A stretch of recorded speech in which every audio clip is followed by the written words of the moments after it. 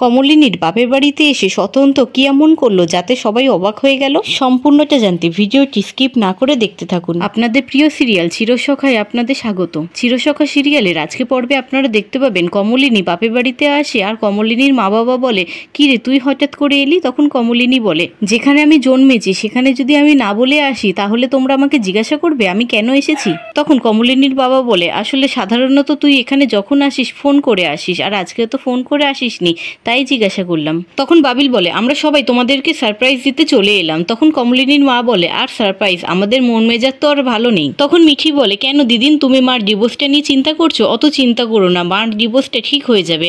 আর মা কেন, আমরা কেউ ওই লোকটার সাথে থাকতে চাই না। আর তাছাড়া যদি ডিভোর্সটা নাও হয় তাহলে কেউ মাকে জোর করতে পারবে না ওই লোকটার সাথে থাকার জন্য। তখনই সেখানে কমলিনীর দাদা আসে আর ওদেরকে দেখে খুব খুশি হয় আর বলে, বুগি তুই কখন এলি? আর আমার ভাগনা ভাগ্নি দুটোও তো এসেছে দেখছি, খুব ভালো হয়েছে। একটার সাথে তো মনে হয় একেবারে সম্পর্ক চুকে গেছে, আর কোনোদিনও ঠিক হবে বলে আমার মনে হয় না। তখন বাবিল বলে, আচ্ছা মৌ কোথায়? মৌকে তো দেখছি না। তখন বাবিলের মামা বলে, মৌকে তুই এখন কোথায় পাবি? ও তো এখন উঠছে, বিয়ের ডেট ফাইনাল হয়ে গেছে, তোরা শুনেছিস নিশ্চয়ই। আর মিঠি তুই বেঁচে গেছিস, তুই ভালো করেছিস। ওরকম একটা মেরুদণ্ডহীন ছেলের সাথে সম্পর্ক না রাখাই ভালো। আর যেই ছেলে নিজের মনের কথা নিজে মুখ ফুটে বলতে পারে না, মাকে দিয়ে বলায়, মার কথায় ওঠে বসে, সেই ছেলে আর কিরকম হবে? তখন মিঠি বলে, আচ্ছা মামু তুমি এই কথা নিয়ে আলোচনা কেন করছো? এই কথা নিয়ে তো আমি আলোচনা করতে চাইছি না। তাছাড়া আমার ফ্যামিলিতে এরকম একটা ট্রাভেল চলছে, আমি এখন আমার মাকে সেভ করতে চাইছি। আর তাছাড়া আমি চাকরির জন্য পরীক্ষা দিচ্ছি, বিদেশে যাওয়ারও একটা ব্যাপার আছে। স্কলারশিপ পেয়েও তো আমি বিদেশে যেতে পারলাম না, আমি মাকে এই অবস্থায় ফেলে কোথাও যেতে পারবো না। তখন কমলিনী বলে, আমি তো তোকে বলেছিলাম চলে যেতে, তুই অত চিন্তা করছিস কেন? তোর ছোট দাদা ভাই আছে, মিটিল দিদি আছে, আর তাছাড়া তো নতুন কাকুও তো আছে।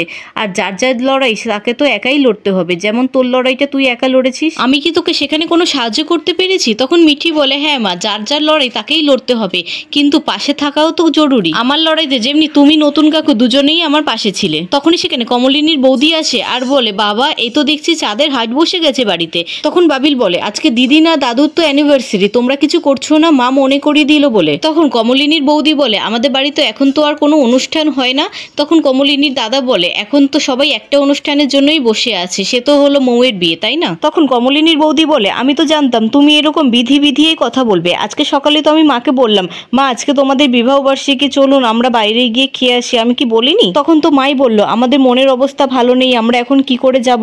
তখন কমলিনীর মা বলে, হ্যাঁ আমি তো ঠিকই বলেছি, আমাদের মনের অবস্থা কি সেরকম আছে? আমাদের একটা মেয়ে, তার জীবনে এরকম টানাপোড়েন চলছে, আর আমরা বাইরে গিয়ে খেতে পারি? তখন কমলিনী বলে, ওইসব কথা এখন ছাড়ো, বলো আমাদের জন্য স্পেশাল কিছু রান্না করেছো নাকি? তখন বাবিল বলে, সেসব জানতে চাই না, কি রান্না হয়েছে না হয়েছে, আগে মালা বদলটা তো হবে, তাই না? তখন কমলিনী দাদা বলে, তোরা সবকিছু অ্যারেঞ্জমেন্ট করেই এসেছিস? আচ্ছা মিটিল কোথায়? ও তো এলো না। তখন বাবিল বলে, ও একটু কলকাতার বাইরে গেছে, কলকাতাতে থাকলে ও নিশ্চয়ই আসে। তখনই সেখানে বাবিলে পিছিয়ে আসে আর বলে, মিটিল আসেনি তো কি হয়েছে, আমরা তো এসেছি, আর আমি একা আসিনি, আমার সাথে স্বতন্ত্রতাও এসেছে। তখন স্বতন্ত্রকে দেখে কমলিনীর বৌদির একটু রাগ হয় আর বলে, নতুন দা তোমার এই দায়িত্ব জ্ঞান দেখে আমি খুব অবাক হয়ে যাচ্ছি। তোমার এই দায়িত্ব জ্ঞানগুলো আমার খুব ভালো লাগে, কারণ তুমি এত বছর ধরে বুড়ির এত দায়িত্ব পালন করে এসেছো। এখন বুড়ির মা বাবার অ্যানিভার্সারিতে তুমি কেক এত গিফট নিয়ে এসেছো, তোমার তুলনা হয় না, তোমার তুলনা তুমি একজনই, আর তোমার মতন দ্বিতীয় আর কেউ নেই। তখন স্বতন্ত্র বলে, আমি জানি আপনি এই কথাগুলো মন থেকে বলেননি, কিন্তু যাই হোক আপনি বলেছেন তো, এতেই আমি অনেক খুশি হয়েছি। এবার কেকটা তো কাটা হবে নাকি? তখন কমলিনীর মা বলে, শুধু কেক কাটলেই হবে না, দুপুরে এখানে খেয়ে যেতে হবে। তখন কমলিনী বলে,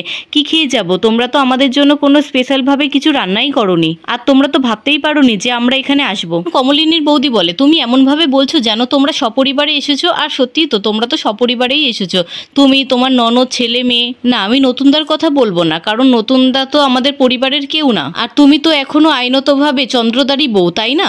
তখন কমলিনী বলে, বৌদি এইসব কথা এখন না বললে নয়। তখন কমলিনীর বৌদি বলে, কেন তোমার কোন কথাতে আপত্তি হচ্ছে? তোমাকে চন্দ্রদার বউ বলেছি বলে? তোমাদের তো আইনতভাবে এখনো ডিভোর্স হয়নি, তাই তুমি এখনো আইনতভাবে চন্দ্রদারই বউ, আর তোমাদের যদি ডিভোর্স না হয় তাহলে তুমি চন্দ্রদারই বউ থাকবে। তুমি মনে মনে যাই ভেবে থাকো না কেন, অন্য লোক তো আর সেটা বলবে না। তখন কমলিনীর বাবা বলে, বৌমা তুমি কিন্তু বড্ড বেশি কথা বলছো। তখন কমলিনীর বৌদি বলে, বাবা আপনি কি আমাকে এখনো চুপ করিয়ে রাখবেন নাকি? এই 20 বছর হয়ে গেল আমি এখানে সংসার করছি, মেয়ের বিয়ে দেবো, আর আপনি আমাকে এখনো চুপ করিয়ে রাখবেন? তখন স্বতন্ত্র বলে, ও মেয়ের বিয়ে ঠিক হয়ে গেছে, তা একেবারে ছেলেটাকে ছিনিয়ে নিয়ে আসলেন তাই না? আর তাছাড়া ছেলেটাকে তো আপনি ছিনিয়ে নিয়ে আসলেন না মেয়েটাকে ছিনিয়ে নিয়ে গেল সেটা বলা যায় না, কিন্তু আপনাদের দুজনের খুব ভালো মিল হবে। তখন কমলিনীর বৌদি বলে, সেটাই তো স্বাভাবিক, একটা ভালো ছেলের সঙ্গে তো একটা ভালো মেয়ের বিয়ে হবে, তাই না? তখন কমলিনীর বাবা বলে, কেন তুমি কি বলতে চাইছো, আমাদের মিঠি খারাপ? তখন কমলিনীর বৌদি বলে, সব ভালো তো আর সবসময় ভালো হয় না, আর একটা ছেলে একটা মেয়ে দুজন দুজনকে পছন্দ করেছে, সেই জন্যই তো বিয়েটা হচ্ছে। তখন কমলিনীর দাদা বলে, তুমি এত কথা না বলে যাও, তুমি রান্নাঘরে যাও, গিয়ে কিছু খাবার ব্যবস্থা করো। তখন কমলিনীর বৌদি বলে, এই সবে আমি রান্নাঘর থেকে বেরিয়ে এসেছি, আর তুমি যদি 20 বছর আগে বলতে আমি গিয়ে হয়তো আবার রান্না করতাম, কিন্তু এখন আমি যেতে পারবো না, আমারও তো কিছু প্ল্যানিং আছে, তাই না? তখন কমলিনী বলে, না না, আমরা এখানে খাওয়ার কোনো আশাও করছি না, কারণ আমরা তো এখানে না জানিয়ে এসেছি, আমরা এখানে কেউ খাবো না, তুমি নিশ্চিন্তে থাকো বৌদি। তখন বাবিল বলে, কথাই আছে না, মামার বাড়ি ভারী মজা কিলচর নাই, আর মামা বাড়িতে আসতে গেলে কি আগাম জানিয়ে আসতে হবে নাকি? তখন কমলিনীর বৌদি বলে, এখন আর আগেকার দিন নেই বাবিল, এখন এখানে আসতে গেলে আগাম জানিয়ে আসতে হবে, সারাদিন তো আমি আর রান্নাঘরে বসে সংসার সামলাতে পারবো না, আমারও তো কিছু কাজবাজ থাকে নাকি, আমাকেও তো বাইরেটা সামলাতে হয়। তখন মিঠি বলে, কেন মামি, তুমি তো আর বাইরে গিয়ে কোনো কাজবাজ করো না? তখন কমলিনীর মামি বলে, কেন মিঠি, তোমার মাও তো কোনো কাজবাজ করে না। তখন স্বতন্ত্র বলে, কিন্তু বৌঠান যতদিন সংসার সামলেছে ততদিন কিন্তু বাড়িতে কোনো অতিথি এলে খালি পেটে ফিরে যায়নি। তখন কমলিনীর বৌদি বলে, কিন্তু এটা আমাদের একা সংসার, ওর দাদার ওপরে সমস্তটা চলে, ওর দাদার ঘাড়ের ওপরে বসে আমরা 4-5 জন মানুষ খাই, আমাদেরকেও তো একটু বুঝে শুনে সংসার চালাতে হবে, তাই না? আমাকে তো আর বুড়ির মতন কেউ সাপোর্ট করে না, আর আমার সেই মানসিকতাও নেই যে অন্য কারোর থেকে আমি সেরকম সাপোর্ট নেব। তখন কমলিনীর দাদা খুব রেগে যায় আর বলে, তোমাকে কি এখন শেখাতে হবে কখন কি কথা বলতে হয়? আর তাছাড়া বাবা পেনশন পায়, বাবার পেনশনের টাকায় বাবা মার আরামসে চলে যাবে যদি ওরা আলাদা থাকতো, বরঞ্চ ওরা একসাথে থাকে বলে বাবার টাকা আমার কাজে লাগে, তাই তুমি এখানে বেশি বকবক না করে যাও, গিয়ে রান্নাঘরে গিয়ে দেখো কি রান্না করা যায়। তখন কমলিনীর বৌদি বলে, এখন আর আগেকার দিন নেই যে তুমি আমাকে একটা ধমক দেবে আমি রান্নাঘরে গিয়ে রান্না করতে শুরু করে দেবো। তখন স্বতন্ত্র বলে, তোমরা এত চিন্তা করো না, আমি আসার সময় খাবার অর্ডার করে দিয়ে এসেছি, আমি ওবেলা থাকতে পারবো না, তাই এবেলায় দুপুরবেলায় আমরা এখানে খাওয়া দাওয়া করব, আর খাবারটা যে কোনো সময় চলে আসতে হবে, তাই খাবার নিয়ে কাউকে চিন্তা করতে হবে না। তখন বাবিলের পিসি বলে, নতুন দা আর কি কি করেছে আপনারা দেখুন, আপনার জন্য একটা বেনারসি শাড়ি, আপনার জন্য ধুতি পাঞ্জাবি, আপনার জন্য ঘড়ি, আপনার জন্য ব্যাগ, এই সব কিছু নিয়ে এসেছে। তখন বাবিল বলে, এবার মালা বদলটা তো হবে নাকি, আর এই পোশাকে মালা বদল হবে নাকি, যাও তোমরা গিয়ে একটু সাজুগুজু করে আসো। তখন কমলিনীর বাবা বলে, তোমাকে যে কি ভাষায় আমি ধন্যবাদ দেবো তা আমি জানি না, কতদিন পর এই বাড়িটাতে আবার আলো ঝলমল করে উঠলো, আমার মেয়ের মুখটা আলো আলো হয়ে গেল, কতদিন আমার মেয়েকে এইভাবে হাসি খুশি দেখিনি, আর দেখবই বা কি করে, ওর ওপর দিয়ে যা ঝড়ঝাপটা বয়ে যাচ্ছে। তখন কমলিনী দাদা বলে, সত্যি স্বতন্ত্রদা, তুমি ছিলে বলে আজকে আমার বোনের জীবনটা এইভাবে পাল্টে গেল, কিন্তু তোমাকে কেউ বুঝলো না। তখন স্বতন্ত্র বলে, আমাকে সবাই যে বুঝবে সেটা আমি কখনো আশাও করি না, কিন্তু আমার বৃত্তটা খুব ছোট,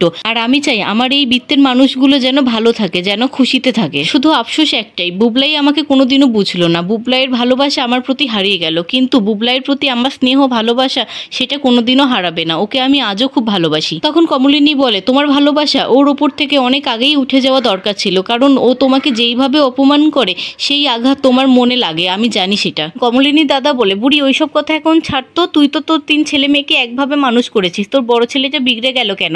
আর আমিও তো সবসময় চেয়েছিলাম আমার মেয়েটাকে ভালোভাবে মানুষ করতে, কিন্তু পারলাম কোথায়? আমার মেয়ে পৃথিবীতে আর কোনো ছেলে পেল না, আমার বোনের মেয়ে যাকে ভালোবাসে তাকেই খুঁজে পেল, আর তার মা তাতে ইন্ধন জুগিয়ে গেল। তখন কমলিনীর বৌদি বলে, আমি জানতাম সব দোষ আমার উপরেই এসে পড়বে। তখন কমলিনীর দাদা বলে, আমি তো তাতে ইন্ধন জোগাতে যাইনি, তুমি ইন্ধন জোগাতে গেছিলে কেন? তখন স্বতন্ত্র বলে, ওসব কথা এখন ছাড়ুন না, এখন তো একটা স্পেশাল দিন, আনন্দ করতে হবে তো, আর কিছুক্ষণ পরেই খাবার চলে আসবে, আমরা সবাই আজকে একসাথে লাঞ্চ করব, আর আপনারা এইভাবে দাঁড়িয়ে আছেন কেন?